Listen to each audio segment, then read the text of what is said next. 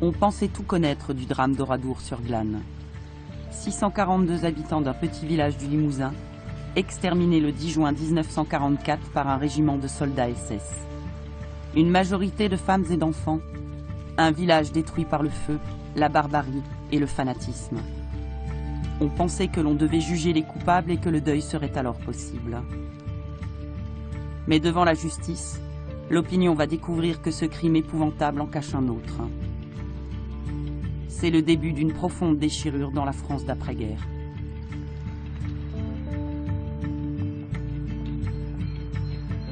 Les familles et les survivants d'Oradour vont l'apprendre à leurs dépens. La guerre a emporté les leurs, mais elle leur a aussi volé leur deuil.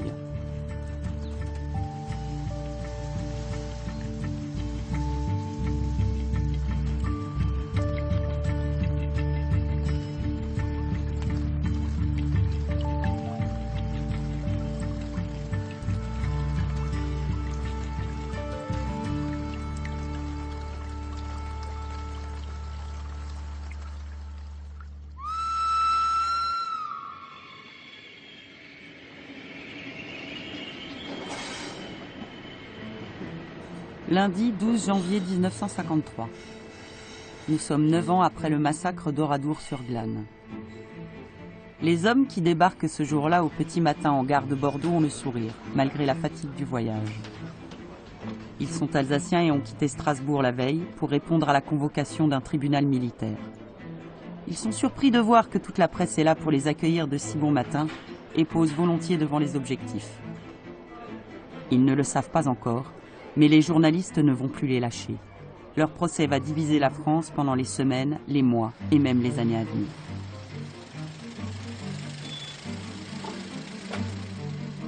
Perdus dans le froid et la nuit de Bordeaux, ils retrouvent leurs avocats dans les salons d'un hôtel de la ville. Aucun signe d'inquiétude sur leur visage.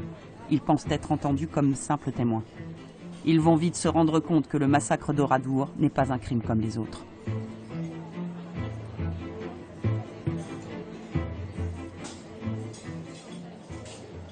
En 1945, plus que la déportation, l'extermination des Juifs, le symbole de la France souffrante de la Seconde Guerre mondiale, c'est Oradour. Donc à crime, on va dire exceptionnel, ou du moins à valeur symbolique très très forte, doit correspondre à un châtiment exemplaire. Le massacre incompréhensible de 642 habitants d'un village du Limousin par une division SS a profondément marqué les esprits. À la fin de la guerre, le général de Gaulle donne l'ordre de conserver les ruines en l'état. Le village martyr est érigé en symbole de la barbarie humaine qui s'est abattue aussi sur les villes de Tulle, d'Ascq, de Maillet et d'autres.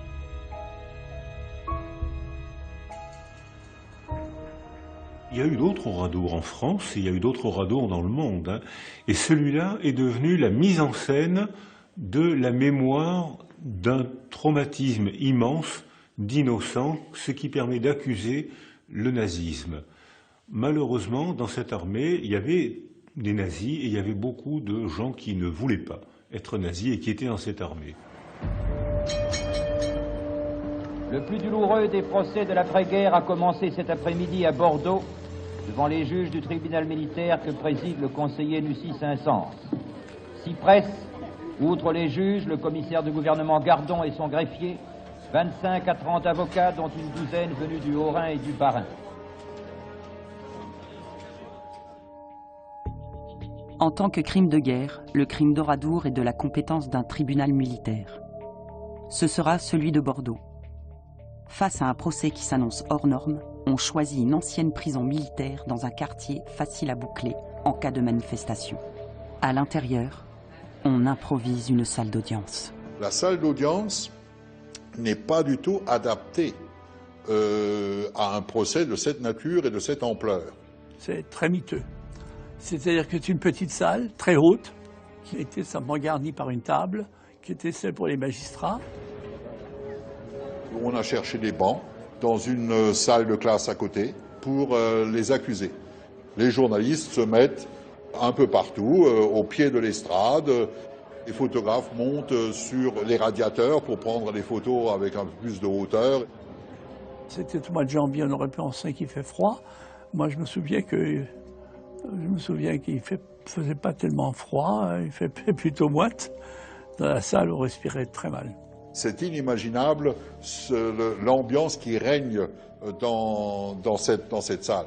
C'est une salle qui est inappropriée et qui, d'emblée, incite, si vous voulez, à des incidents d'audience. Et des incidents, il y en aura tout au long du procès, pendant les 5 semaines que dureront le procès de Bordeaux.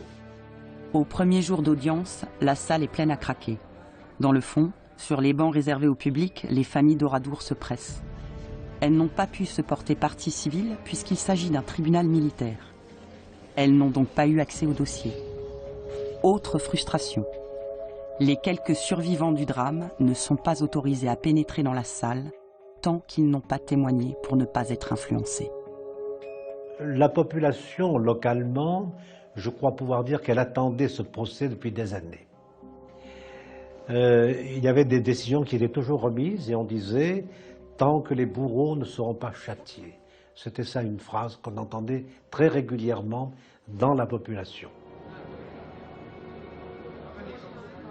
Les familles des victimes découvrent enfin les visages de leurs bourreaux, bien loin de l'image qu'ils s'en faisaient. Sur les 21 accusés, 7 seulement sont allemands. Les autres sont alsaciens et parmi eux, un seul est engagé volontaire. Les 13 autres, ceux que l'on a vus arriver le matin même à Bordeaux, sont des engagés de force dans l'armée allemande. Un malaise s'installe. Ce procès, tout de suite, du fait de la surreprésentation des Alsaciens dans le box des accusés, tout de suite ce procès est un procès qui est quelque part piégé. Parce qu'effectivement, il est perçu par une partie de la population, et notamment des autorités politiques, comme pouvant mettre en péril l'unité nationale. À la surprise générale, il y a plus de Français que d'Allemands sur le banc des accusés. Et aucun gradé. Les officiers qui ont orchestré le massacre brillent par leur absence. N'est-on pas en train de se tromper de procès? Où sont les responsables que l'on avait promis de juger pour un des crimes les plus abominables de la guerre? Un comité s'était formé justement pour obtenir l'extradition des criminels de guerre. On les connaît, ils ont été identifiés par l'enquête très très vite, dès la fin de la guerre. Certains sont morts, bien évidemment, d'autres ont pu fuir à l'étranger, mais beaucoup résident encore en Allemagne à ce moment-là. On connaît le général qui les commandait, on connaît le colonel qui les commandait. Le commandant, on sait que lui, il est tombé en Normandie, mais vraisemblablement, le capitaine, et en 1953, était toujours encore de ce monde. On sait que le général Lammerding, qui commandait la division Das Reich, est retourné vivre tranquillement en République fédérale d'Allemagne. Le colonel Stadler et le sous-lieutenant Barth ont joué un rôle actif dans le massacre. Seuls le major Dickmann et le major Kempfe ont été tués au combat. N'ayant pas répondu à la convocation du tribunal, les absents seront jugés par défaut. On accuse les Américains et les Britanniques de ne pas avoir extradé ces gens-là. Et bien évidemment, ce qui se joue surtout en 1953, c'est la réconciliation avec la RFA. Et donc le gouvernement français, semble-t-il, n'a pas montré non plus beaucoup de zèle pour l'extradition de ces criminels de guerre. Parce que ce sont les plus nombreux, les 13 incorporés de force vont focaliser l'attention du tribunal. Comment voulez-vous que ces braves bougres, parce qu'il faut bien les appeler comme ça, l'un est facteur, l'autre est paysan, ce sont des artisans non instruits, comment voulez-vous qu'ils arrivent à rassembler toute une documentation pour monter leur défense? Ils n'arriveront pas à surmonter cet obstacle. Et ils n'en sont toujours pas conscients, à partir de ce moment-là, qu'ils sont déjà condamnés d'avance. Ces jeunes étaient complètement dépassés par les événements, ne comprenaient absolument pas ce qui leur arrivait, et ils étaient tout à fait surpris de se voir entraînés dans une procédure alors qu'ils avaient révélé au juge d'instruction un certain nombre d'éléments qui étaient intéressants pour la suite de la procédure. On ne comprenait pas, effectivement, qu'il n'y ait que les lampistes, parce que c'était le terme qui avait été employé, et c'était bien ça. Ce qui ne pouvait que contribuer à affaiblir aussi un peu le procès. Pour mener à bien un procès qui s'avère particulièrement difficile, le choix du président est déterminant. Marcel Nucix-Insens a la réputation d'être un magistrat à poigne. Il va avoir l'occasion de le démontrer. C'était pas facile de trouver un président parce qu'il faut le trouver parmi les membres de la cour d'appel, donc la cour d'appel de Bordeaux, et beaucoup des membres qu'on pressentait pour ce tribunal ont trouvé de multiples excuses pour ne pas le présider. C'était quelqu'un de très chaleureux, très aimable, et qui, sous une apparence bonhomme, très jovial, dissimulait un grand travailleur. Il a une connaissance du dossier absolument époustouflante. Il se trouvait dans une situation extrêmement compliquée, avec une pression très très forte, tant du côté des Alsaciens que du côté des Limousins, et tenir la balance égale n'était franchement pas facile. Des familles qui réclament justice et châtiment des coupables. Des accusés qui se disent aussi victimes de la guerre. En ce début d'année 1953, le procès de Bordeaux s'annonce comme un procès à haut risque. Pour laisser aux avocats le temps de travailler leur défense, il est prévu que les audiences se tiennent l'après-midi. Il est un peu plus de 14 heures ce 12 janvier 1953, à l'ouverture de la première audience. La presse du monde entier est là. Les journalistes prennent place comme ils peuvent. Frédéric Potcher, le chroniqueur judiciaire le plus célèbre de France, a trouvé une place coincée au pied d'une estrade. Tous les soirs à la radio, la France entière prendra par sa voix connaissance des péripéties de la journée. Dès l'ouverture de l'audience à 14 heures, le président Nucix-Insens prend la parole. Messieurs, dit-il, je désire dissiper un malentendu. Nous ne devons pas perdre de vue que le véritable procès des assassins d'Oradour, c'est le procès du nazisme. Oradour, c'est un monceau de sang. C'est 642 cadavres, dont 250 cadavres d'enfants. Pourquoi ce massacre et pourquoi ces morts? Le procès débute très mal. Face au tribunal, un homme va très vite s'imposer. Le bâtonnier Schreckenberg est le principal défenseur des Alsaciens. Lui-même alsacien et ancien résistant, il est habitué à prendre des coups et à se défendre. Le président Insens les a reçus très mal, et en disant qu'il ne donnait pas la main, notamment à des avocats qui plaident pour des criminels de guerre. Et bâtonnier Schreckenberg s'est senti blessé parce qu'il avait été lui-même incarcéré par les Allemands et condamné. Et il a dit, mais lui ne donne pas la main à un magistrat qui a été magistrat sous Vichy. Vous voyez à peu près l'ambiance. Schreckenberg préfère attaquer que de prendre des coups. Il tente une manœuvre pour éviter à ses clients d'être broyés par une machine judiciaire qui s'annonce implacable. On pensait que le président allait reconnaître que ces jeunes étaient mineurs et qu'on allait les mettre devant une cour d'assises, éventuellement des mineurs, ou un tribunal militaire pour mineurs, ce qui évidemment entraîne automatiquement des peines beaucoup moins lourdes. Mais si l'argument de minorité s'applique à un tribunal civil, il ne s'applique pas devant une juridiction militaire. Une première manche est perdue pour les Alsaciens.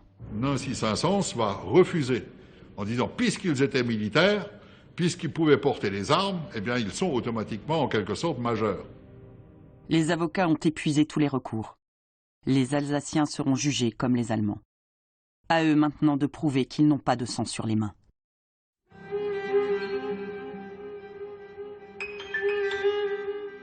Le président Nucix-Insens s'adresse aux accusés en bloc. Il vous est reproché des faits personnels commis sous l'angle de la responsabilité collective, des meurtres avec préméditation ou commis par représailles et accompagnés d'actes de barbarie. Il vous est reproché des incendies volontaires de propriété et l'incendie de l'église qui appartenait à une communauté. Il vous est reproché des pillages. Pillage, destruction de biens, meurtre, acte de barbarie. L'acte d'accusation s'égrène pendant plus de 2 heures. Le silence est à peine troublé par le bruit du sténographe. L'homme est aveugle. Pas une parole ne lui échappe. Les familles ont obtenu le droit de consigner les débats. Oradour doit rester dans les mémoires. Oradour doit témoigner de la barbarie. Au premier rang, les accusés prennent connaissance des faits qui leur sont reprochés. Un imposant dispositif de sécurité les isole du reste de la salle et rend la communication avec leurs avocats plus difficile. Évidemment, il n'y a pas de secret. Lorsque vous êtes dans un tribunal normal, le prévenu est devant vous et puis vous pouvez lui parler librement. Ici, avec la présence des gendarmes, c'était déjà fausser un peu les choses. La stratégie des avocats, alors qui est une stratégie sur le plan juridique qui est imparable, qui était de faire dire le minimum de choses aux accusés alsaciens, qui se sont finalement enfermés dans une espèce de silence, fait que je pense que ça générait de la part des Limousins une forme de frustration, non pas tant qu'il y avait un désir peut-être de vengeance, mais au moins de comprendre et, disons peut-être, on attendait de la repentance. On les a interrogés d'une façon très sommaire. Ils faisaient surtout confiance à leur avocat. Comme ils étaient de famille modeste et que le dialecte était encore très répandu ici dans la région, par la famille, ils avaient appris le dialecte, et puis à l'école, ils avaient appris l'allemand. Donc, parler le français, moi je parlais évidemment couramment le français, j'avais quelques difficultés, il a fallu très souvent leur parler en dialecte pour qu'ils comprennent. Les accusés sont appelés un par un à la barre. Maladroitement, ils tentent de se justifier. L'annexion de l'Alsace, le drame de l'incorporation de force, la guerre qui les dépasse, l'instinct de survie. Le cas d'un jeune Alsacien, un malgré nous comme on les appelle, retient l'attention. Il raconte comment les Allemands l'ont arraché de force à sa famille pour l'enrôler dans la division Das Reich. Comment, au cours d'une rafle, il a sauvé un résistant au péril de sa vie. Comment, à Oradour, il est devenu bourreau malgré lui. Le son du sténotype fait écho à ces paroles. L'accusé. Sur le moment, j'étais tellement surpris quand cette femme s'est levée que j'ai tiré. Le président. Que s'est-il passé par la suite? L'accusé. Le sous-lieutenant Barth est arrivé et a donné l'ordre de jeter la femme par-dessus la haie pour la conduire dans le brasier qui brûlait là. Il termine sa déposition en expliquant comment aujourd'hui encore, il est hanté par ses souvenirs. C'est lui qui avait révélé le nom des officiers présents à Oradour. Après ces brefs interrogatoires, le bâtonnier Schreckenberger va le premier plaider. Ces accusés français, dit-il en substance, sont victimes eux aussi du plus monstrueux des crimes de guerre, l'engagement de force dans la Waffen-SS. Le crime de guerre nazi en Alsace a causé 40 000 morts. Je voudrais que ce tribunal de Bordeaux le sache, le sente, s'en persuade. Pour les Allemands, c'était de la chair à canon. Donc eux ne pensaient qu'à leur propre survie et ne pensaient à rien d'autre. La plupart avaient même déjà une petite amie ou quelqu'un qui ne voulait pas quitter leurs parents. Et qui ont quitté simplement parce qu'ils n'avaient pas le choix. Du sort des accusés alsaciens dépend le sort de toute une région victime de la guerre. La stratégie des avocats est claire. Faire comprendre au tribunal le drame de l'incorporation. Et comme la meilleure défense, c'est l'attaque, ils accusent le régime de Vichy d'avoir laissé l'Allemagne annexer de force une partie de la France. En 1940, le pays était occupé par l'Allemagne nazie. L'Alsace était annexée. On a laissé Hitler humilier toute une population. On l'a laissé faire de Strasbourg le symbole de la domination de l'Allemagne conquérante. Dès le départ, les Alsaciens se sont sentis abandonnés par la France. En Alsace, il était interdit de parler français.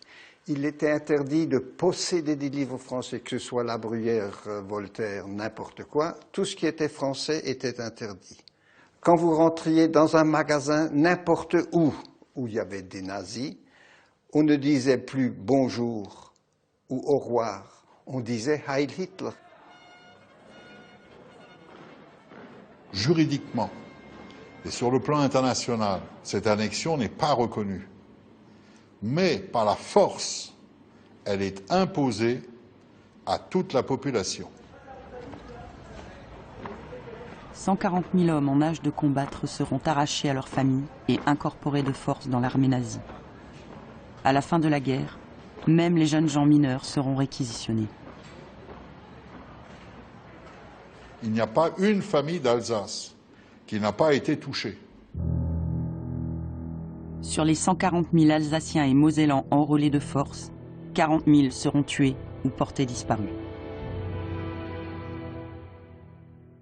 On garde toujours notre liberté de jugement. Or là, dans l'incorporation de force, il n'y a plus de liberté de jugement, ou alors si par malheur on l'exprime, on est puni, et ceux qu'on aime sont punis aussi.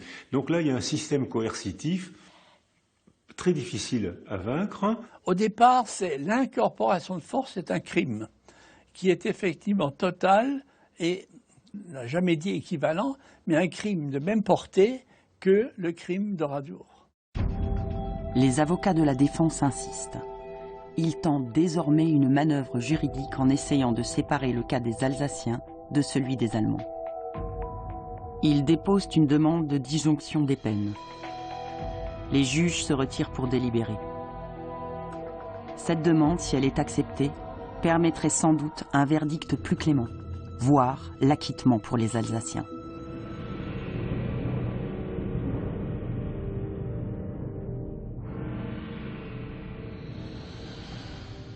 Nancy Saint-Saëns va très rapidement, il se retire, on délibère et il revient et il dit non, il n'y aura pas de disjonction. Alors c'est là, à partir de ce moment-là, qu'on sent qu'on va automatiquement vers une condamnation.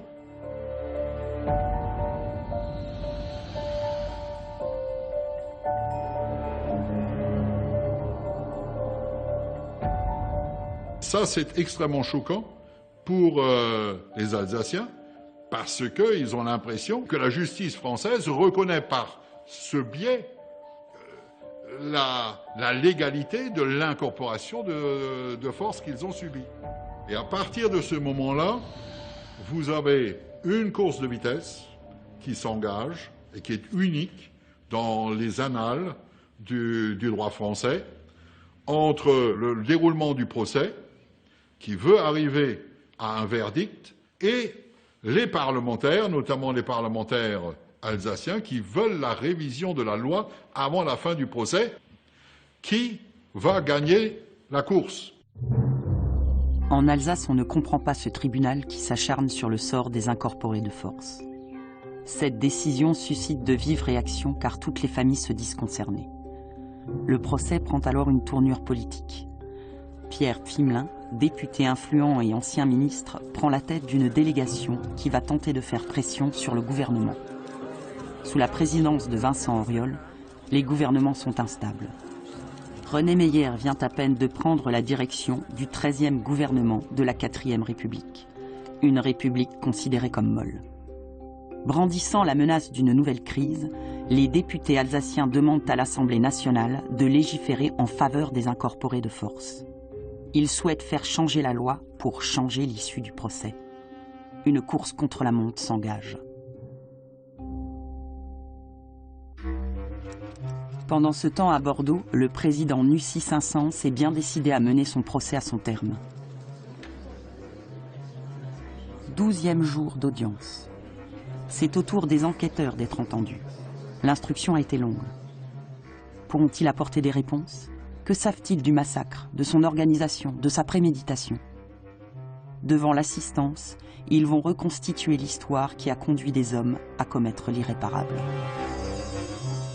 Le 8 février 1944, vous avez un train qui part le soir de Strasbourg avec 800 jeunes de la classe 26 pour la division d'Asreich, direction Bordeaux.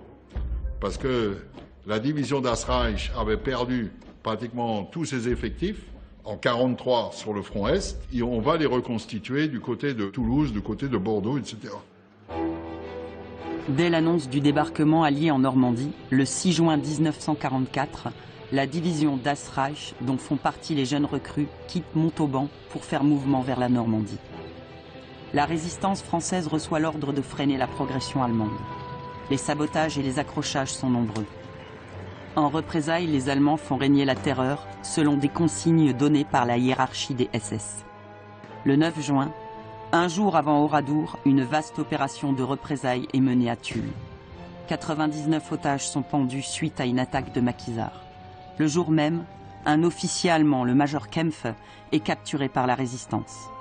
À Saint-Junien, près de Limoges, un régiment de la division d'Asreich planifie une opération de grande envergure. Y a-t-il un lien entre l'enlèvement et Oradour-sur-Glane.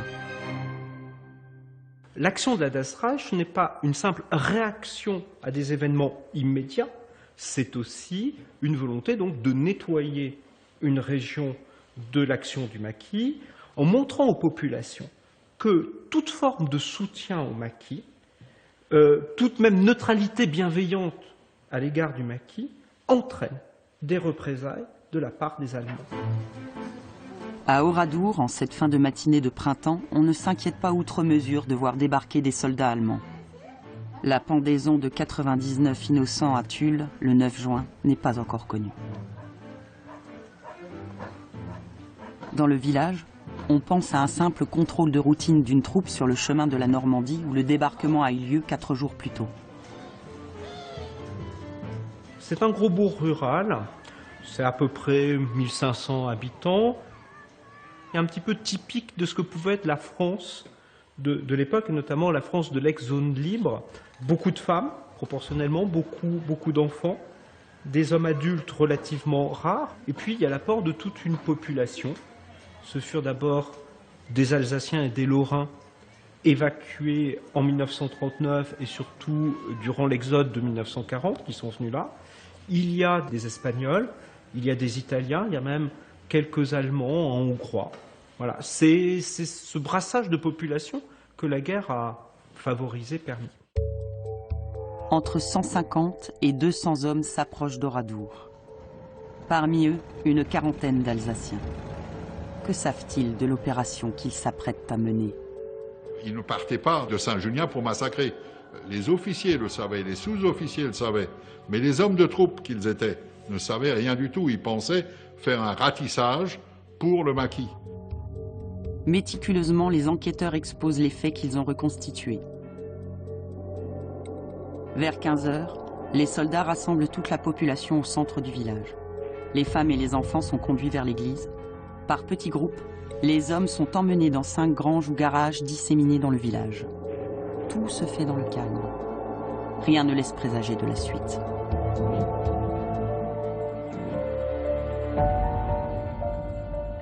Ils ne soupçonnaient pas ce qui allait se passer. Donc pour eux, c'est le traumatisme parfait, c'est-à-dire qu'on est bien, on mange, on parle, on travaille, et puis tout d'un coup, c'est l'horreur, presque tout le monde va être brûlé. Vers 16 heures, on entend une détonation. En fait, c'est un signal. Soudain, les soldats se mettent à tirer. Dans les granges, les hommes tombent les uns sur les autres. On les achève d'une balle dans la tête. Puis on recouvre les corps de paille et de fagots et on incendie les cadavres.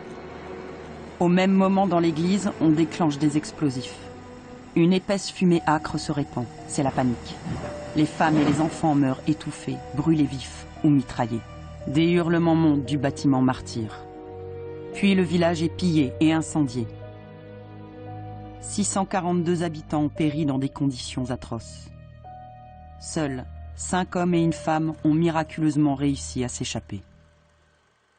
Les Allemands ont compris très vite qu'ils avaient fait une erreur en brûlant Oradour.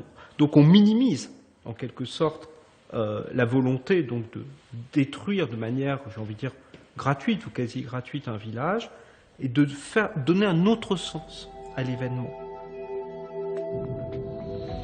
La volonté de tuer ne fait aucun doute. On ne détruit pas un village en quelques heures sans l'avoir planifié. Mais les enquêteurs n'ont aucune preuve. Ce qu'ils savent en revanche, c'est que les Allemands ont tenté de faire porter la responsabilité du crime sur la résistance. Dans une note rédigée par un général allemand tout de suite après le massacre, il est demandé de faire circuler une seule version des événements. Les femmes et les enfants ont été rassemblés dans l'église pour leur sécurité, mais les terroristes ont placé un dépôt d'explosifs qui a pris feu pendant les combats et a déclenché une explosion qui a détruit l'église. La résistance à Oradour, si elle avait existé, elle aurait été vraiment isolée, parce qu'il faut faire plusieurs, peut-être pas dizaines de kilomètres, mais plusieurs kilomètres avant de trouver des maquis constitués. Ça aurait été un isolat, et ça paraît vraiment peu crédible. Qu'il y ait des gens qui individuellement aient fait de la résistance, ça c'est tout à fait possible, mais il n'y a pas de maquis. Les enquêteurs ont ouvert des pistes, mais les preuves manquent. Une nouvelle fois, les familles d'Oradour se demandent si ce procès va leur permettre d'obtenir des réponses. Dès le départ, l'affaire était mal, je dirais, mal ficelée. Étant donné qu'on n'avait pas de constatation balistique, étant donné qu'on n'a pas non plus d'expertise médico-légale, il n'y a pas eu d'autopsie des corps. On n'a même pas accepté une reconstitution sur les lieux. Lorsqu'on a affaire à un crime de cette ampleur, il faut au minimum voir comment ça s'est passé sur les lieux. Dans n'importe quelle affaire, ça se fait. 2 semaines déjà se sont écoulées. À l'ouverture de la 15e séance, c'est le coup de théâtre. Les députés alsaciens ont gagné leur bras de fer. Le Parlement vient de modifier la loi sur laquelle s'appuie le tribunal pour juger les responsables du massacre d'Oradour. L'incorporation de force est reconnue comme circonstance atténuante. Si la nouvelle loi s'applique, les Alsaciens doivent être jugés à part. Ça laisse l'espoir qu'on aura en tête l'incorporation de force et qu'on aura donc automatiquement un jugement moins lourd vis-à-vis des Alsaciens que par rapport aux Allemands. Mais au fond de la salle, c'est la stupeur. Puis nous voyons M. Brouillot, président de l'association des familles des martyrs d'Oradour, se lever au fond du prétoire. Près de 400 députés cette nuit, dit M. Brouillot, ont déclaré innocent une partie des assassins d'Oradour. Dans ces conditions, nous, les victimes, nous n'avons plus qu'à quitter ce tribunal pendant que les assassins rentreront tranquillement chez eux. Au bord du fiasco judiciaire, le président Nuci Saint-Saëns va montrer une nouvelle fois son sens de l'autorité. Il n'a pas attendu la fin du débat au Parlement, il a préféré juger. Il préside une juridiction, le Parlement change la loi applicable alors que le procès est déjà commencé. Il continue.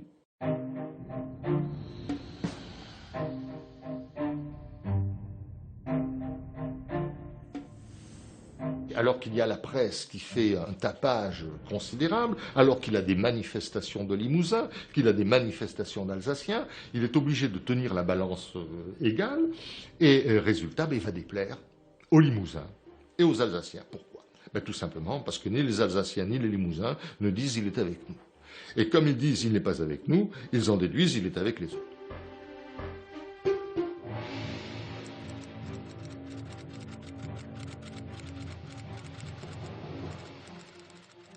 18e jour d'audience. Jusque-là, les victimes se sont tues. Elles vont enfin avoir l'occasion de s'exprimer. De nouveau, le bruit du sténographe prend le dessus. Madame Roufanche, la seule femme survivante de l'église, raconte son calvaire. C'est un tournant dans le procès. Elle raconte sa fille brûlée vive devant ses yeux dans l'incendie de l'église. Puis sa fuite par une fenêtre, une mère et son bébé qui suivent, les cris du bébé, des soldats tirent, tuent la mère et son enfant. Elle raconte comment elle se cache pendant 2 jours dans le village, ses longs mois à l'hôpital. Elle raconte sa culpabilité d'être encore en vie, de ne pas avoir sauvé ses enfants.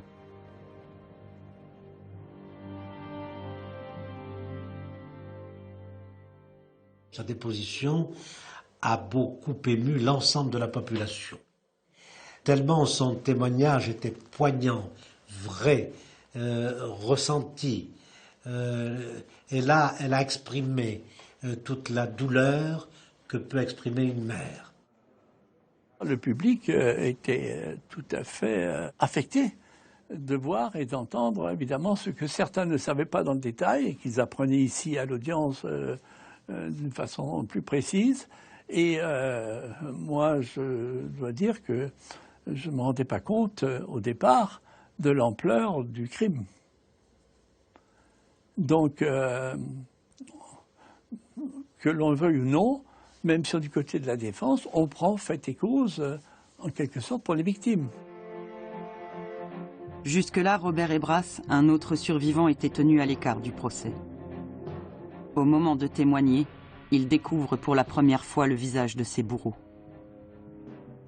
Les gens que l'on voyait en face de nous, enfin moi en ce qui me concerne, je ne pouvais pas imaginer que c'était ces gens-là que j'avais vus en casque, en tenue de combat, avec des armes à la main.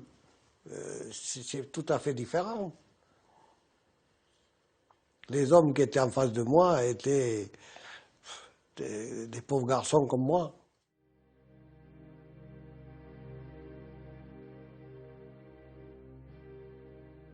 Ah, mon audition était simple et rapide. Quand je suis rentré pour témoigner, le président du tribunal m'a simplement dit Monsieur Ebras, vous mentionnez les faits, que les faits, et soyez bref. Voilà, ce qu'on m'a dit. Mon témoignage a duré une dizaine de minutes. Le témoin raconte qu'il voit partir sa mère et ses 2 sœurs vers l'église, sans se douter de quoi que ce soit. Puis, il est regroupé avec quelques hommes dans l'une des granges. Les Allemands sont calmes. Ils balaient le sol avant de poser les mitrailleuses. Les otages discutent entre eux, parlent de la vie de tous les jours. Puis, c'est la fameuse détonation et la fusillade. Ses compagnons tombent sur lui et le protègent des balles. Le feu dans la grange. Sa fuite pour échapper aux flammes. Son sentiment d'être un miraculé, son devoir de témoigner. Il attend la vérité. Il attend de pouvoir faire le deuil de sa mère et de ses 2 sœurs. Je ne sais pas dans l'église à quel endroit elles sont mortes, je ne sais pas au moment où elles sont mortes, je ne sais pas dans quelles conditions elles sont mortes. Ce que je souhaite, c'est qu'elles soient mortes rapidement. C'est tout. Si on pouvait me dire elles sont mortes tout de suite, ça serait un gros soulagement pour moi.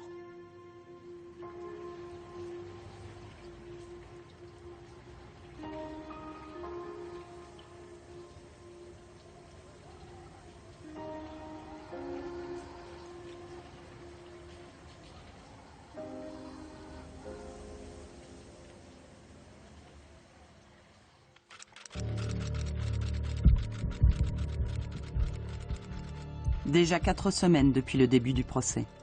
Le tribunal s'est focalisé sur le cas des Alsaciens. Les Allemands ont été un peu oubliés, comme on a un peu oublié l'enjeu du procès, celui de l'hitlérisme. C'est maintenant le début des plaidoiries. La question des accusés allemands surgit de nouveau. Leurs avocats vont jouer un coup de poker. À la surprise générale, ils plaident non coupables pour leurs clients simples soldats au moment des faits. Qui est responsable? Est-ce que c'est le soldat ou est-ce que c'est celui qui a envoyé le soldat? Moi, je pense que le responsable, c'est celui qui a envoyé le soldat. Le soldat a été utilisé comme un pion, il avait perdu sa liberté puisqu'il était soldat, mais celui qui l'a envoyé pour commettre Oradour est responsable. Comprenez, si les Allemands ne se sentent pas coupables, pourquoi voulez-vous que les Alsaciens se sentent coupables? Et je comprends. Les familles des victimes d'Oradour, ils ont 642 victimes, personne n'est coupable, personne ne reconnaît sa culpabilité dans cette histoire. C'est quand même monstrueux comme situation.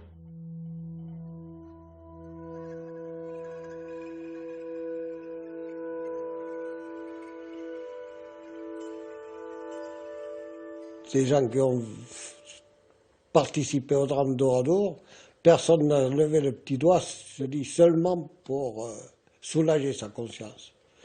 Pas pour demander pardon, je ne leur demande même pas ça, mais soulager leur conscience. Moi, ce que je constate, c'est qu'il y a 642 victimes et que le drame s'est passé en 3 heures. Et sur les 642 victimes, il n'y a que 52 corps identifiés. Donc, il y a bien quelque chose qui s'est passé à Oradour à ce moment-là.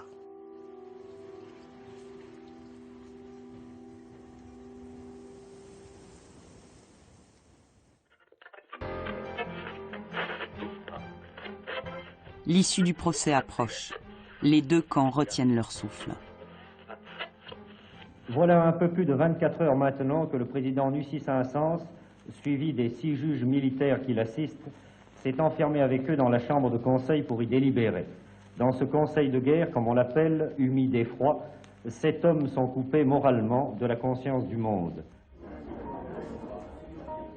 Au bout de 33 heures de délibération, les juges réapparaissent devant une salle clairsemée. Les accusés sont absents. Il est 2 heures du matin. On annonce le verdict en pleine nuit pour éviter les débordements. Et dans ce cas-là, la justice, elle n'est pas facile, parce que, quelle que soit sa décision, elle est injuste. Si elle disculpe les gens, les malgré nous, elle agresse les survivants d'Oradour.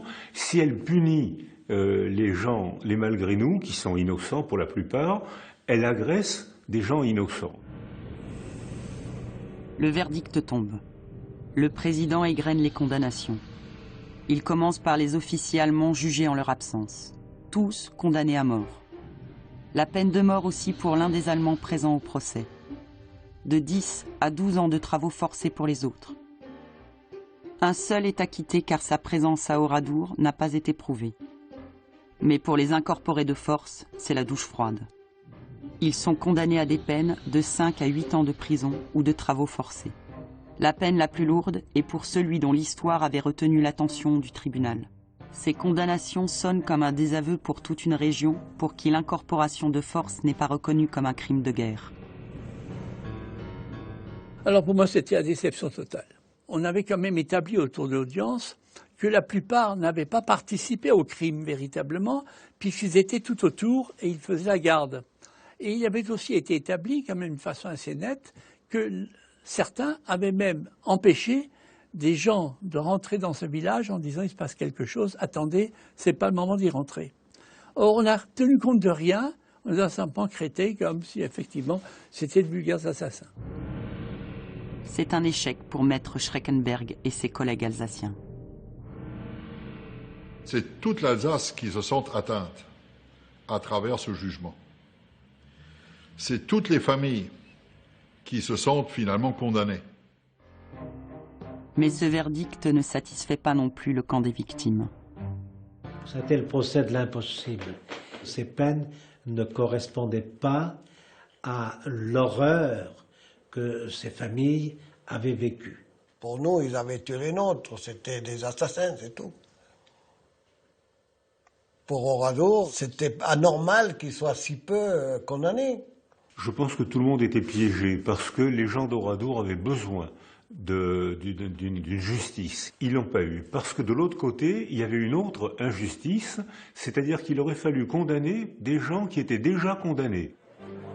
Si du côté du Limousin c'est la résignation, en revanche en Alsace, on ne veut pas en rester là. Spontanément, le monument aux morts de Strasbourg se couvre d'un crêpe noir, comme un monument aux morts en deuil. Et le lendemain, le dimanche après-midi, vous avez 3500 élus locaux venus du Bas-Rhin et venus du Haut-Rhin qui défilent devant ce monument aux morts. Bourgeois, le député de Colmar, eh bien, lui, il va décréter la grève administrative. Ça ne s'est jamais vu en Alsace. C'est-à-dire qu'il déclare que tant que les Alsaciens ne seront pas rentrés chez eux, on ne reconnaîtra plus l'autorité de la République. Le procès de Bordeaux s'achève à peine et voilà que la rue prend le relais. Des rassemblements spontanés ont lieu dans les principales villes d'Alsace. Une nouvelle fois, les élus alsaciens vont se mobiliser. Ils publient une lettre ouverte au président de la République dans laquelle on peut lire « Avant de frapper, l'État est-il sûr d'avoir rempli à l'égard de ses ressortissants tous ses devoirs ?» Depuis 1945, la grande hantise de l'autorité politique française centralisatrice de Paris était l'autonomisme alsacien, qui aurait pu éventuellement un jour permettre aux Allemands de revendiquer à nouveau l'Alsace. Donc à partir de ce moment-là, il faut trouver une solution, il faut arrêter ça, il faut surtout éviter que ce mouvement autonomiste ne puisse se structurer et commence à planter ses racines. Pierre Pfimelin, encore lui, se rappelle aux bons souvenirs des politiques. C'est lui qui téléphone à Paris, c'est lui qui prend contact avec son ami le ministre de la Justice de l'époque, qui est Pleven, et il lui demande de ne pas appliquer la peine, dans un premier temps, et de relâcher immédiatement les Alsaciens. La réponse de Pleven, tu n'y penses pas, ce n'est pas possible. Si je devais les relâcher, ils ne feraient pas 30 pas à Bordeaux. On les lyncherait. Il y a eu une telle réaction, d'une telle violence en Alsace, que le gouvernement a craint, et le Parlement ont craint à une sorte de sécession. Et je pense que il y a un peu la loi du pays, la loi régalienne qui a fait qu'on dit finalement on préfère l'Alsace. 8 jours à peine après le verdict, nouveau coup de théâtre. Le gouvernement a cédé. Une loi d'amnistie vient d'être adoptée en urgence. Les incorporés de force voient leur peine effacée. Ils peuvent rentrer en Alsace. Mais la réaction de la rue risque de se retourner contre eux. Tout le monde était pressé de mettre un terme à cette histoire. Et donc, par conséquent, on a trouvé une solution de les faire entrer en douce la nuit. Et ils sont arrivés à Strasbourg, ici, et tout le monde avait compris.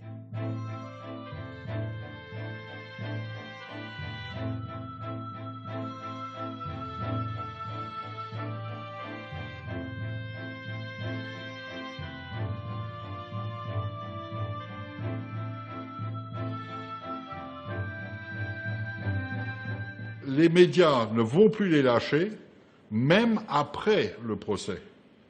Tant et si bien qu'il y en aura qui seront poursuivis toute leur vie, et où la famille va en souffrir énormément. Parce que, quelque part, il en reste constamment une tâche originelle. Il était à Oradour. Là, le petit là, que tu vois, ça c'est le fils du nazi qui était à Oradour. Dans le camp du Limousin, cette amnistie est ressentie comme un coup de poignard.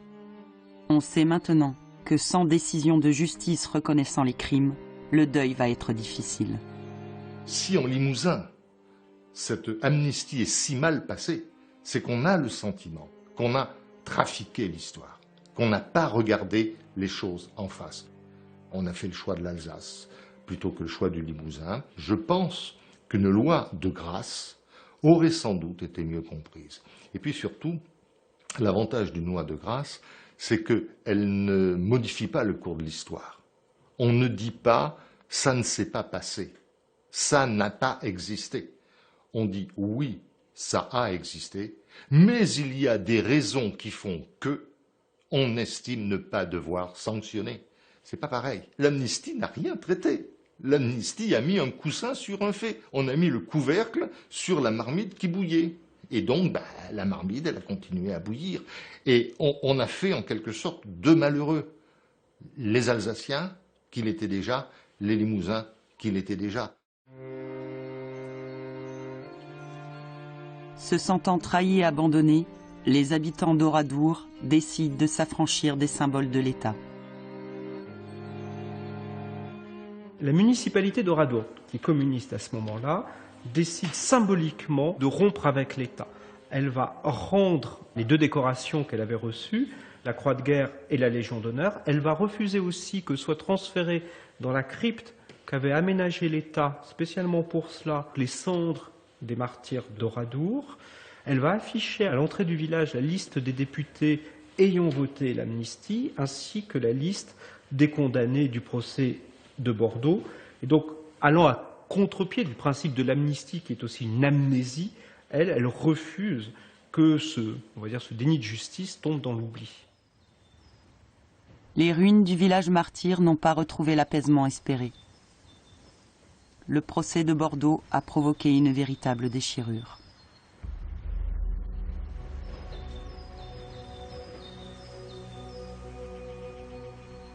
Il y a eu deux souffrances qui ne sont pas de même nature. C'est-à-dire que les gens d'Oradour qui ont été brûlés, eux, ils sont morts sans comprendre pourquoi. Et les rares survivants avaient besoin d'une justice. Ils ne l'ont pas eue. Donc c'est une souffrance énorme, alors que pour les malgré nous, c'est une autre souffrance, c'est une grande souffrance, parce qu'ils ont été incorporés de force Pour la majorité d'entre eux, ils ne se sentaient pas nazis, mais ils ont été pris par un système social auquel il est pratiquement impossible d'échapper. Donc c'est un autre type de souffrance.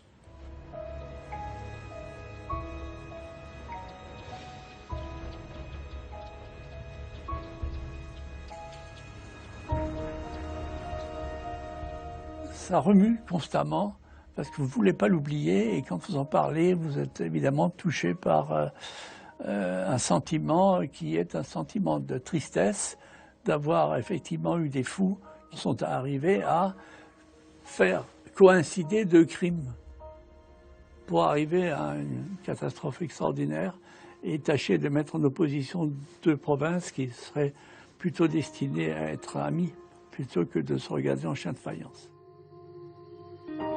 Le procès de Bordeaux provoqua pendant des décennies une déchirure profonde entre l'Alsace et le Limousin. Mais aujourd'hui, lentement, des liens se tissent à nouveau entre les deux provinces. Ne rien oublier.